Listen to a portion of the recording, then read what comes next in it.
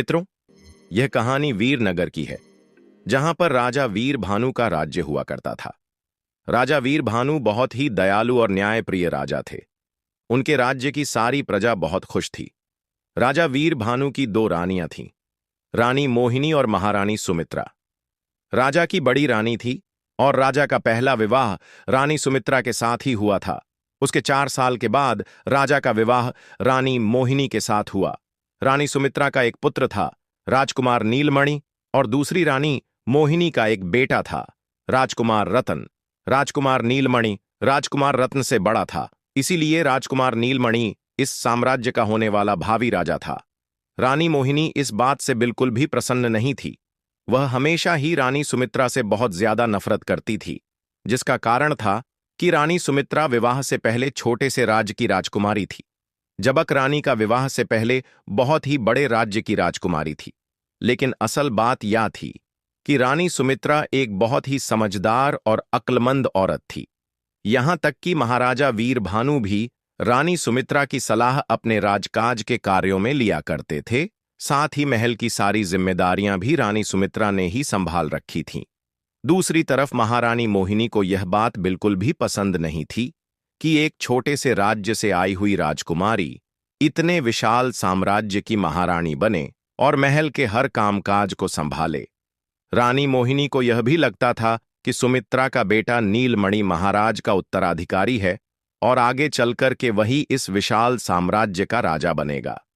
इन्हीं सभी कारणों से रानी मोहिनी बड़ी रानी जो सुमित्रा थी उनसे नफरत करती थी। रानी मोहिनी हमेशा कुछ न कुछ कारणों से महारानी सुमित्रा पर झूठे आरोप लगाती रहती थी। इन सब स्थितियों के बावजूद भी राजा वीर भानु अपनी दोनों रानियों को बराबर सम्मान देते थे। वे दोनों रानियों से एक जैसा बर्ताव करते थे। जब रानी मोहिनी की कोई छोटी मोटी चालबाजियां नाकामयाब होती तो उसने एक ऐसी योजना बनाई जिससे वह बड़ी रानी सुमित्रा को अपने रास्ते से हटा सके। अपनी योजना को पूरा करने के लिए रानी मोहिनी ने एक बहुरूपी को महल में बुलवाया और एकांत कमरे में ले जाकर के उसे अपना षड्यंत्र समझाने लगी, जिसके अनुसार उस बहुरूपी को एक नकली साधु का बेस बना करके महाराज वीर भानु के सामने जाना था और राजा वीर भानु के सामने रानी सुमित्रा और उसके बेटे के बारे में एक झूठी भविष्यवाणी करनी थी। रानी मोहिनी ने उस बहुरूपी को महाराज वीर भानु की सारी खास बातें बता दी थीं, ताकि वह उन सभी बातों को राजा के सामने बता करके उन्हें प्रभावित कर सके और राजा को उस बहुरूपी पर पूरा विश्वास भी हो जाए। अगले दिन वह बहुरूपियां एक साधु का भेष बना करके राजा के दरबार में जाकर पहुंच गया और जितनी भी बातें रानी मोहिनी ने उस साधु महाराज के बारे में बताई थीं, वह सभी बातें वह नकली साधु ने महाराज के सामने बता दी। वह सभी बातें सुनकर के राजा वीर भानु बहुत हैरान हुए और वह साधु से बहुत प्रभावित हुए। वह विचार करने लगे कि यह साधु तो सचमुच एक बहुत पहुंचा हुआ महात्मा है, यह तो कोई अंतर्यामी मालूम पड़ता है। इसीलिए राजा उस नकली साधु की सारी बातों पर विश्वास करने लगे और फिर साधु कहने लगा कि महाराज, अब जो बात मैं आपको बताने जा रहा हूं, शायद वह बात आपको बहुत ही ज्यादा अजीब लगे और यह भी हो सकता है कि वह बात आपको बिल्कुल भी पसंद ना आए। यह सुन के राजा वीर भानु कहने लगे कि नहीं साधु महाराज, जो भी बात हो आप हमें बिना किसी संकोच के कहिए। राजा के द्वारा भरोसा दिए जाने पर जो नकली साधु था कहने लगा कि महाराज, आपके बड़े पुत्र नीलमणि भविष्य में एक अच्छे राजा साबित नहीं होंगे, वह आपका भी अच्छे से ख्याल नहीं रखेंगे। ये कहते कहते साधु एकदम से शांत हो गया। राजा ने पूछा कि महाराज, आप रुक क्यों गए? आगे कहिए, आप क्या कहना चाहते हैं? तब साधु कहने लगा कि महाराज, राजकुमार नीलमणि बड़े होने के बाद आपको जान से मार डालेंगे। यह बात सुनकर के राजा को इस बात पर बिल्कुल भी विश्वास नहीं हो रहा था। महाराज की नजरों में राजकुमार नीलमणि एक बहुत ही नेक दिल का राजकुमार था और वह हमेशा अपने पिता का बहुत ही ज्यादा सम्मान भी करता था।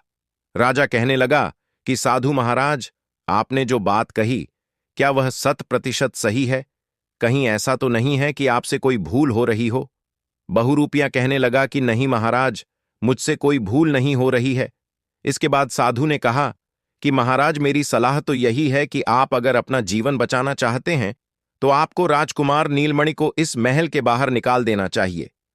अपनी जान बचाने का आपके पास केवल एक यही रास्ता है। यह सब कहने के बाद वह नकली साधु वहां से चला गया। ये सारी बातें सुनने के बाद महाराज वीर भानु बहुत ही दुखी हुआ। भविष्य में उनका चहेता बेटा उनके प्राण ले लेगा। उस रात राजा को बिल्कुल भी नींद नहीं आई।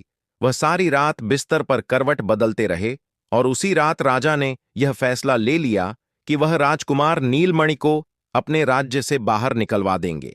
और अगले ही दिन महाराज वीर भानु ने राजकुमार नीलमणि को अपने राज्य से बाहर निकालने का आदेश दे दिया। जिस समय यह घटना घटित हुई उस समय राजकुमार बहुत ही छोटे थे। जब रानी सुमित्रा को इस आदेश का पता चला तो मानो उन पर दुखों का पहाड़ टूट पड़ा हो। रोती बिलखती हुई वो महाराज के पास पहुंची और उनसे ऐसा ना करने की प्रार्थना करने लगी। परंतु महाराज वीर भानु पर इसका कोई असर नहीं हुआ। रानी सुमित्रा ने उन्हें मनाने की बहुत कोशिश की, परंतु जब उन्होंने देखा कि राजा अपने फैसले पर बिल्कुल अटल है तो वह कहने लगी कि ठीक है महाराज, जैसी आपकी आज्ञा। अगर आप मेरे पुत्र को इस महल से निकालना ही चाहते हैं तो मेरा भी फैसला सुन लीजिए। मैं अपने पुत्र को कहीं पर भी अकेला नहीं जाने दूंगी, इसीलिए मैं भी अपने पुत्र के साथ इस राज्य को छोड़ दूंगी। बड़ी रानी सुमित्रा के ऐसा कहने पर भी राजा वीर भानु अपने फैसले से टस से मस नहीं हुई। इसके बाद रानी सुमित्रा अपने पुत्र नीलमण को लेकर के महल से और फिर उस राज्य से दूर चली गई। कुछ दिनों के सफर के बाद दोनों मां बेटे एक दूसरे राज्य जिसका नाम था सोनपुर वहां जाकर के पहुंच गए और वहीं पर रहने लगे। रानी सुमित्रा एक बहुत ही समझदार औरत थी। वह मिट्टी के घड़े बना करके और उन्हें बेच करके अपने घर का गुजारा करती थी। अब वो दोनों एक साधारण सा जीवन व्यतीत कर रहे थे। राजकुमार नीलमणि अपनी मां की सहायता किया करता था। इस तरह से रानी सुमित्रा और राजकुमार नीलमणि का जीवन रातों रात पूरी तरह से बदल गया। वह दोनों एक महल से एक झोपड़ी में पहुंच चुके थे। समय अपनी गति से बीत रहा था। अब राजकुमार नीलमणि बड़ा हो चुका था। दूसरी तरफ वीरनगर में राजकुमार रतन भी बड़ा हो चुका था। वह बहुत ही ज्यादा घमंडी और नाकारा किस्म का राजकुमार था। वह कभी भी अपने पिता से तमीज से बात नहीं करता था। उसका व्यवहार एक अच्छे राजकुमार के जैसा नहीं था। राजा वीर भानु हर समय रत्न को समझाने का प्रयास करते थे कि तुम इस विशाल साम्राज्य के राजकुमार हो और कल को तुम्हें ही साम्राज्य का राजा बनना है, इसीलिए तुम्हें हर कला में निपुण होना चाहिए। तुम्हें विद्या अध्ययन के साथ साथ युद्ध का भी अभ्यास करना चाहिए ताकि तुम अपनी प्रजा की रक्षा कर सको। परंतु असल बात तो यह थी कि राजकुमार रत्न एक बहुत ही आलसी व्यक्ति था। उसे ना तो विद्या ग्रहण करना अच्छा लगता था और न ही युद्ध कला का अभ्यास करना। वह सारा दिन केवल अपनी मनमानी करता और दूसरों का मजाक उड़ाता और हर किसी को नीचा दिखाने की हमेशा कोशिश किया करता था। वह किसी की इज्जत नहीं करता था, किसी का मान नहीं रखता था। जब भी राजा वीर भानु रत्न को कोई बात समझाने लगते तो उल्टा उन्हें जवाब दे देता था।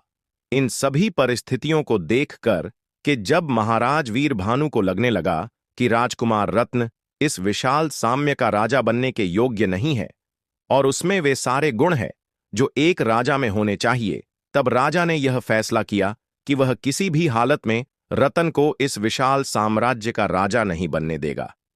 क्योंकि अगर रतन भविष्य में राजा बन जाएगा तो वह प्रजा का बिल्कुल भी ध्यान नहीं रखेगा। जब राजकुमार रतन को इस बारे में पता चला कि उसके पिता महाराज वीर भानु उसे भविष्य का राजा नहीं बनाना चाहते, तो उसने सेनापति के साथ मिलकर के एक षड्यंत्र रचा और महाराज वीर भानु को कुछ खास मंत्रियों को खाने में विष देकर के उन्हें मरवा दिया। उसके बाद सेनापति और राजकुमार ने मिलकर के वीर भानु से उसकी राजगद्दी छीन ली, उनका मुकुट और आभूषण भी ले लिया, यहां तक कि उनके राजसी वस्त्र उतार करके उन्हें साधारण से वस्त्र पहना दिए और फिर महल से धक्के देख के बाहर निकाल दिया। छोटी रानी काजल यह सब कुछ देखती रही और उसने इसका कोई भी विरोध नहीं किया। इन सभी घटनाओं का राजा पर बहुत गहरा आघात पड़ा।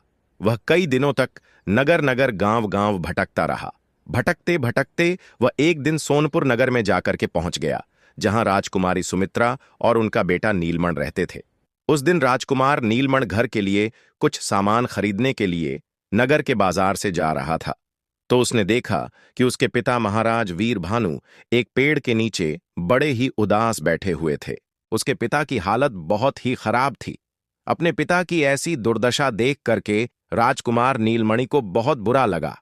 वह अपने पिता के पास गया और कहने लगा कि पिताजी महाराज, आप सोनपुर नगर में क्या कर रहे हैं? आपकी ऐसी हालत किसने की है? महाराज वीर भानु अपने पुत्र को पहचान ना सके और कहने लगे कि बेटा, तुम कौन हो? तब नीलमणि ने बताया कि मैं आपका बेटा नीलमणि हूं। महाराज ने जब अपने पुत्र को देखा तो उनकी आंखें नम हो गईं और उन्होंने अपने बेटे को गले से लगा लिया। राजकुमार नीलमणि कहने लगा कि पिताजी महाराज, आपकी हालत बिल्कुल भी ठीक नहीं है, आप मेरे साथ चलिए। उसके बाद राजकुमार वीर भानु को अपनी झोपड़ी में लेकर के आ गया। घर पहुंचते हुए जब रानी सुमित्रा ने महाराज की ऐसी हालत देखी तो उसे बड़ा धक्का लगा। उसने अपने पति के चरण छुए। इसके बाद रानी सुमित्रा और राजकुमार नीलमणि ने उनकी ऐसी हालत का कारण पूछा। तब महाराज वीर भानु ने उन्हें सारी बात बता दी कि आज तक राजकुमार रतन ने उसके साथ कैसा बर्ताव किया है और वह राजगद्दी हड़पने के लालच में उसने महाराज सभी मंत्रियों को मरवा दिया है और सेनापति के साथ मिलकर के मुझे इस महल से बाहर निकलवा दिया है। सारी बातें जानने के बाद राजकुमार नीलमणि कहने लगा कि पिताजी, आप बिल्कुल भी चिंता मत कीजिए। मुझे लगता है कि राजकुमार रत्न किसी के बहकावे में आकर के ऐसी गलती कर बैठे हैं, इसलिए उसने जल्दबाजी में ऐसा किया है। मुझे विश्वास है कि उसे जल्दी ही अपनी गलती का एहसास होगा और वह खुद आपसे माफी मांगने के लिए आएगा। अपने बेटे की बातें सुनकर कि महाराज मन ही मन सोचने लगे कि नीलमणि के मन में अपने भाई के लिए बिल्कुल भी ईर्ष और द्वेष नहीं है। इसके बाद उन सभी ने मिलकर के भोजन किया और फिर वे सो गए। उस दिन के बाद से महारानी सुमित्रा और अपने बेटे नीलमणि के साथ रहने लगी। उस दिन के बाद महाराज अपनी महारानी सुमित्रा और अपने बेटे नीलमणि के साथ रहने लगे। वे दोनों महाराज वीर भानु का बहुत ज्यादा ध्यान रखते थे। तीनों पहर जब राजा भोजन कर लेते उसके बाद ही राजकुमार भोजन करता था। नीलमणि अपने पिता की बहुत सेवा करता था। अब महाराज को राजकुमार नीलमणि और सुमित्रा के साथ रहते हुए कई महीने बीत चुके थे। एक दिन जब राजा वीर भानु अकेले बैठे हुए थे तो सोचने लगे कि मैंने तो राजकुमार नीलमणि को महल से निकलवा दिया था और उसका जीवन पूरी तरह से बर्बाद कर दिया था। मेरी वजह से ही रानी सुमित्रा और उसके बेटे नीलमणि को इतनी दूर एक अनजान जगह में अकेले जीवन बिताना पड़ रहा है और मेरे ही कारण उन्हें रातों रात एक झोपड़ी में आना पड़ा। इतना सब कुछ हो जाने के बाद भी मेरा बेटा नीलमणि मुझे कितना सम्मान दे रहा है और मेरी कितनी सेवा कर रहा है। वही दूसरी तरफ राजकुमार रतन, जिसे मैंने हमेशा से सब कुछ दिया, उसकी सभी इच्छाएं पूरी की और उसने राज्य हड़पने के लालच में मुझे महल से धक्के देकर के निकाल दिया। अब महाराज वीर भानु के मन में बहुत ही पश्चाताप हो रहा था। उसे लगने लगा कि उसने अपने जीवन में यही सबसे बड़ी भूल कर दी कि उसने उस साधु की बात पर भरोसा कर लिया। परंतु अब बात तो हाथ से निकल चुकी थी। महाराज वीर भानु को अपनी पत्नी सुमित्रा और राजकुमार नीलमणि के साथ रहते हुए सोनपुर राज्य में लगभग 1 साल बीत चुका था। इसी सोनपुर का राजा था राजा विजय सिंह और उसकी पुत्री थी जिसका नाम था राजकुमारी चंद्रमुखी। राजकुमारी चंद्रमुखी बहुत ही सुंदर और समझदार लड़की थी। एक दिन की बात है कि राजकुमारी चंद्रमुखी अपने महल के बगीचे में टहल रही थी। उसे बगीचे में घूमना बहुत पसंद था और आज उसके साथ उसके पिता भी आए हुए थे।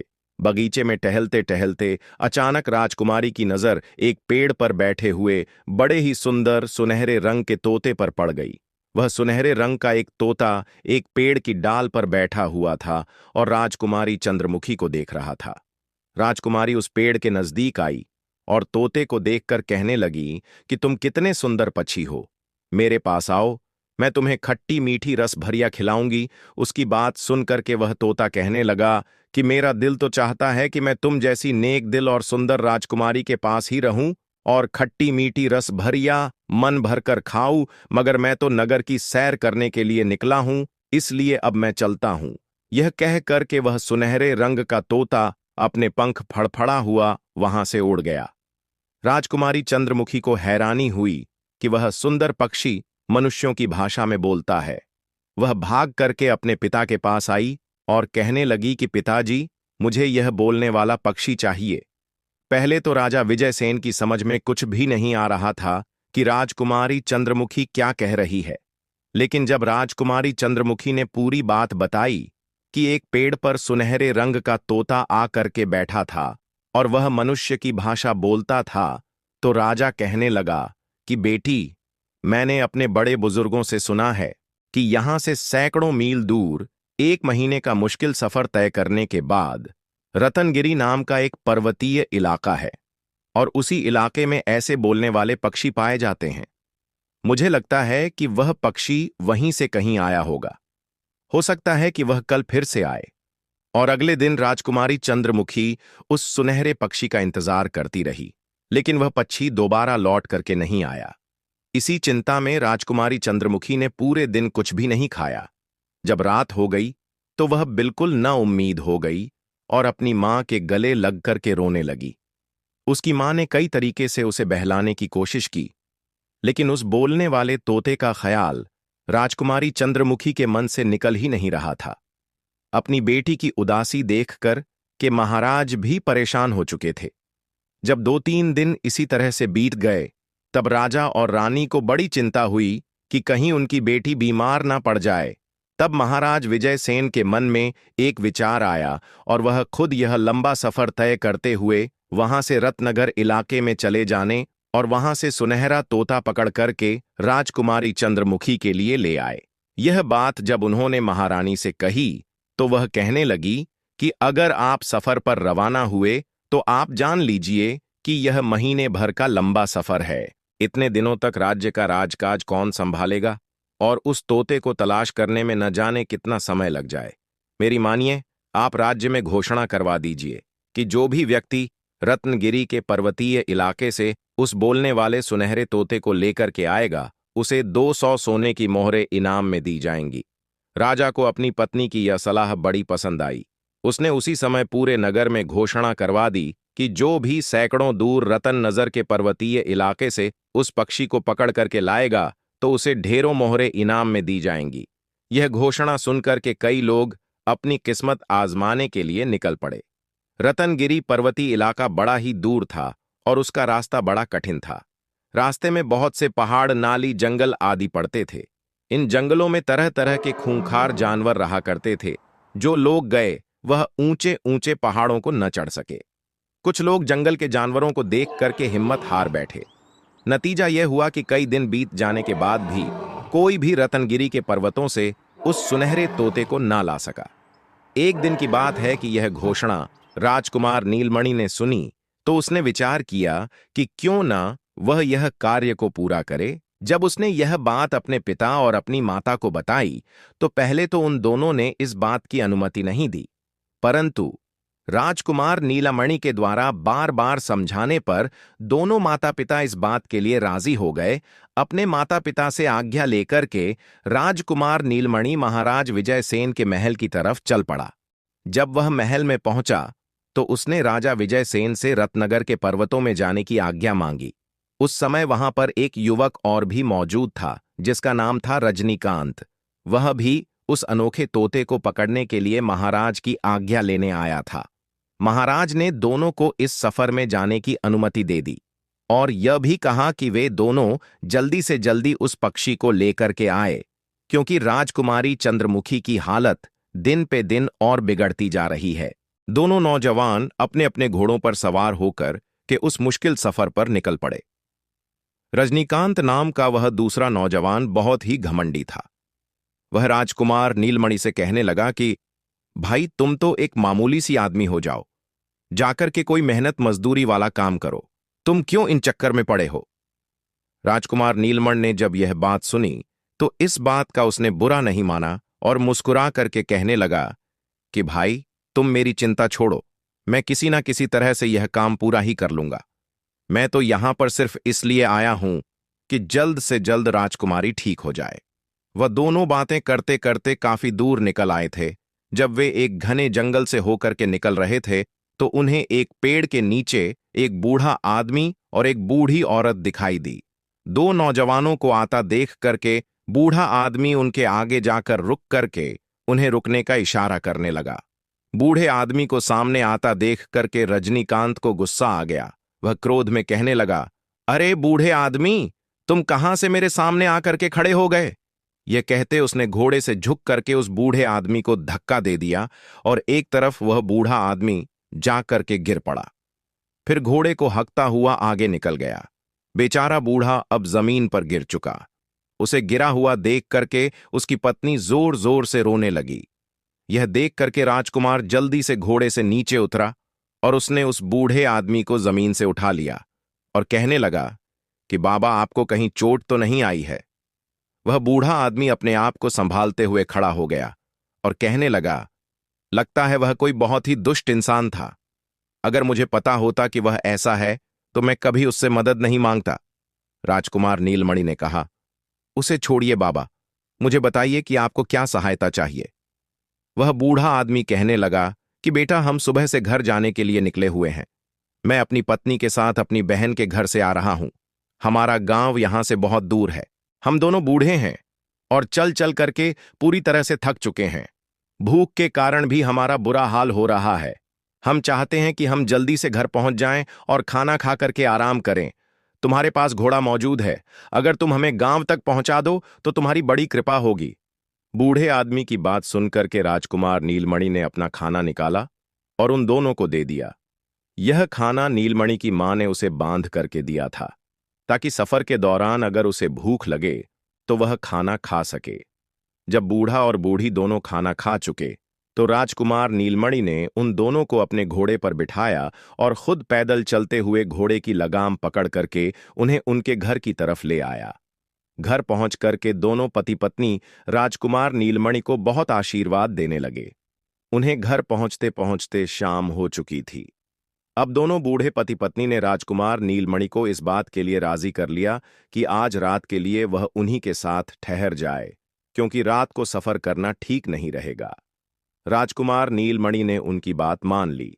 उसके बाद उस बूढ़े आदमी ने कहा कि नौजवान, तुम कौन हो और कहां जा रहे हो?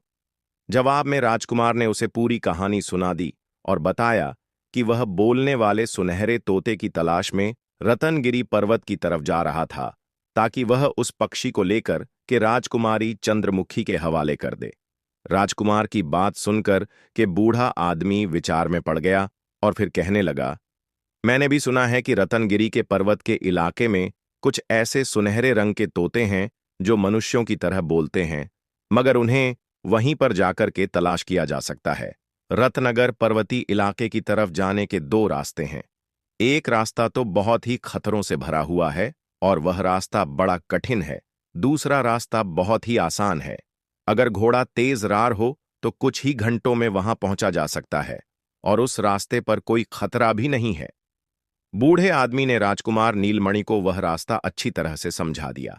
उस रात को सभी सो गए और फिर अगली सुबह जब राजकुमार नीलमणि अपने सफर में आगे के लिए रवाना होने लगा, तब बूढ़े आदमी ने अपने घर के पीछे उगे एक पेड़ से बहुत सारे आम तोड़े और राजकुमार को देते हुए कहने लगा कि रतनगिरी पर्वत के पक्षियों को यह फल बहुत ही अच्छा लगता है।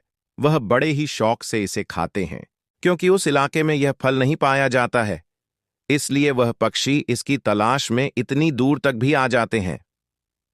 तुम इस फल को अपने पास रख लो।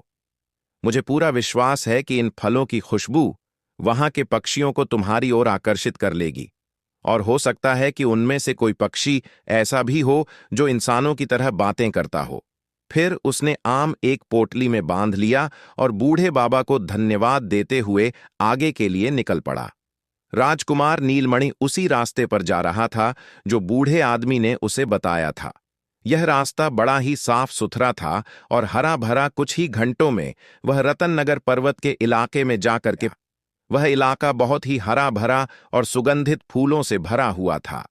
राजकुमार के मन में हुआ कि कुछ देर के लिए यहां पर आराम किया जाए, परंतु दूसरे ही पल उसके मन में विचार आया कि मैं बहुत समय खराब हो जाएगा। वह उस बोलने वाले पक्षी की तलाश करने लगा। चलते चलते पेड़ों पर नजर गड़ाए हुए था। कुछ ही देर में वह एक ऐसी जगह पर जाकर के पहुंच गया जहां बहुत से छोटे छोटे पक्षी पेड़ों पर बैठे हुए थे और वे सभी पक्षी चहचहा रहे थे, मगर ऐसा कोई भी नहीं था। जो मनुष्य की भाषा बोल रहा था। राजकुमार नीलमणि बहुत ही उदास हुआ, लेकिन उसने हिम्मत नहीं हारी। वह एक जगह पर जमीन में जाकर के बैठ गया। उसने अपने साथ लाए हुए फल वहां पर फैला दिया। उन फलों की खुशबू से जितने भी पक्षी वहां पर मौजूद थे वो वहां पर आ गए और उन फलों को खाने लगे। पक्षियों को देख करके राजकुमार नीलमणि कहने लगा, अरे प्यारे पक्षियों, तुम सबका क्या हालचाल है? मगर किसी भी पक्षी ने उसकी बात का कोई जवाब नहीं दिया। राजकुमार नीलमणि समझ चुका था कि इन पक्षियों में कोई भी ऐसा नहीं है जो मनुष्य की भाषा बोलता हो। जब फल खत्म हो गए तो सभी पक्षी वहां से उड़ गए। तभी एक सुनहरे रंग का तोता उड़ता हुआ वहां पर आया और राजकुमार के सामने बैठ गया और कहने लगा, ओह, लगता है मुझे आने में देर हो गई। सारे फल तो खत्म हो चुके। राजकुमार नीलमणि उस सुनहरे तोते को मनुष्य की भाषा में बोलता हुआ देख करके बड़ा प्रसन्न हुआ। उसने एक बहुत ही बड़ा फल निकाल करके उस पक्षी के सामने रख दिया और कहने लगा कि प्यारे तोते, तुम चिंता मत करो, मेरे पास अभी और भी फल है। यह सुनकर के वह तोता फुदकता हुआ राजकुमार के पास आ गया और मजे से उसका दिया हुआ फल खाने लगा। राजकुमार ने अपने मतलब की बात उस तोते से की। उसने कहा, अरे प्यारे तोते, क्या तुम मेरे साथ मेरे नगर सोनपुर में चलना पसंद करोगे? तोता कहने लगा, क्यों नहीं, मुझे तो वह इलाका बहुत ही पसंद है, क्योंकि वहां पर बहुत सारे आमों के बाग है। अगर मैं तुम्हारे साथ चल दूं तो कहीं तुम मुझे पिंजरे में तो नहीं रखोगे, क्योंकि मुझे पिंजरे में बंद होकर के रहना बिल्कुल भी पसंद नहीं है। राजकुमार नीलमणि ने कहा कि तुम इस बात की चिंता बिल्कुल मत करो, मैं तुम्हारी तलाश में बहुत लंबा सफर तय करके आया हूं। हमारे राजा की बेटी तुम्हारे इंतजार में बिना कुछ खाए पिए कई दिनों से बेसुध पड़ी है। मैं तुम्हें ले जाकर के राजकुमारी चंद्रमुखी के हवाले कर दूंगा। वहां पर तुम महल में बहुत ही आराम से रहोगे। मैं उससे यह भी कह दूंगा कि वह तुम्हें पिंजरे में बंद ना करे। तोता कहने लगा, हां, कुछ दिनों पहले मैं राजकुमारी चंद्रमुखी से मिल चुका हूं। जब मैं नगर नगर घूमने के लिए निकला था, तब सोनपुर महल के बाग में मेरी मुलाकात राजकुमारी चंद्रमुखी से हुई थी। वह एक बहुत ही नेक और दिल की अच्छी राजकुमारी है। मैं बहुत ही खुशी के साथ उसके साथ में रहने के लिए तैयार हूं। यह सुनकर के राजकुमार नीलमणि बहुत ही प्रसन्न हुआ। वह तोता उड़ा और उड़ करके राजकुमार के कंधे पर जाकर के बैठ गया। अब राजकुमार का उद्देश्य पूरा हो चुका था, इसलिए उसने वापसी का सफर शुरू कर दिया। वह तोता काफी ऊंचाई पर राजकुमार के घोड़े के साथ साथ ऊपर उड़ रहा था। लंबा सफर तय करने के बाद जब राजकुमार सोनपुर राज्य की सीमा में दाखिल हुआ, तभी उसे वह नौजवान रजनीकांत आता हुआ दिखाई दिया। उसकी हालत काफी खराब दिखाई दे रही थी। राजकुमार समझ गया कि यह रतनगिरी पर्वत जाने के लिए दूसरे मुश्किल और खतरनाक वाले रास्ते पर निकल गया होगा, जिसके बारे में उस बूढ़े आदमी ने इसे नहीं बताया था। रजनीकांत ने राजकुमार को देख लिया और उसके पास आया। दोनों एक दूसरे से मिले। राजकुमार के पूछने पर रजनीकांत ने बताया कि मुझसे बड़ी गलती हुई, जो इनाम के लालच में इस सफर पर निकल पड़ा। रतनगिरी पर्वत का रास्ता बड़ा ही दुर्गम है। मैं तो बड़ी ही मुश्किल से अपनी जान बचाकर के भागा हूं। इसके बाद राजकुमार नीलमणि ने भी उसे अपनी कहानी सुनाई और बताया कि उसने किस तरह से उन बूढ़े पति पत्नी को अपने घोड़े पर बिठा करके उनके घर तक पहुंचाया। फिर उस बूढ़े आदमी ने खुश होकर के उनकी मदद की, जिसकी वजह से वो बोलने वाला सुनहरा तोता हासिल करने में वह कामयाब हो गया। रजनीकांत कहने लगा, वो तोता तो तुम्हारे पास कहीं दिखाई नहीं दे रहा है। तब राजकुमार नीलमणि ने आसमान की तरफ इशारा करते हुए कहा कि वो देखो। तब रजनीकांत ने देखा कि एक बहुत ही सुंदर सुनहरे रंग का तोता उनके ऊपर आ रहा था। उन दोनों को बातें करता हुआ देख करके वो तोता चिल्ला करके कहने लगा, अरे भाई जल्दी करो, कहीं ऐसा ना हो कि रात हो जाए। या सुन करके राजकुमार नीलमणि ने रजनीकांत से अनुमति ली और अपने घोड़े को आगे बढ़ने का इशारा किया। रजनीकांत ने जब उसे जाता हुआ देखा तो वह मन ही मन विचार करने लगा कि अगर मैंने उन बूढ़े पति पत्नी के साथ बुरा बर्ताव न किया होता तो मुझे भी आज बोलने वाला पक्षी मिल चुका होता। मैंने अपने बुरे बर्ताव और अपने घमंड की वजह से अपना ही नुकसान करवा लिया। मेरे घमंड की सजा आज मुझे मिल चुकी है। यह सब सोचते हुए वह अपने रास्ते पर चल दिया। राजकुमार नीलमणि जब महल में पहुंचा तो सुनहरे रंग के तोते को देखकर के राजा बड़ा प्रसन्न हुआ। राजकुमारी चंद्रमुखी ने भी जब उस सुनहरे तोते को देखा तो वह भी खुशी के मारा उठकर बेड पर बैठ गई। फिर वह सुनहरा तोता राजकुमारी को सौंपते हुए राजकुमार नीलमणि कहने लगा कि राजकुमारी जी, मुझे उम्मीद है कि आप बिल्कुल स्वस्थ हो जाएंगी। यह पक्षी आपके साथ रहने के लिए बड़ी खुशी से तैयार है, परंतु आपको मुझे एक वचन देना होगा। राजकुमारी ने कहा, कहो, मैं तुम्हें क्या वचन दूं? तुमने मेरी इच्छा पूरी की है, इसके बदले में तुम मुझसे जो चाहो मांग लो। राजकुमार नीलमणि ने कहा कि राजकुमारी जी, आप मुझे वचन दीजिए कि आप इस पक्षी को कभी भी पिंजरे के अंदर नहीं रखोगी मित्रों। फिर राजकुमारी चंद्रमुखी ने कुछ सोच करके कहा कि ठीक है नौजवान, मेरा यह वादा है कि मैं इस पक्षी को कभी भी पिंजरे के अंदर बंद नहीं करूंगी, यह हमेशा खुली हवा में ही उड़ेगा।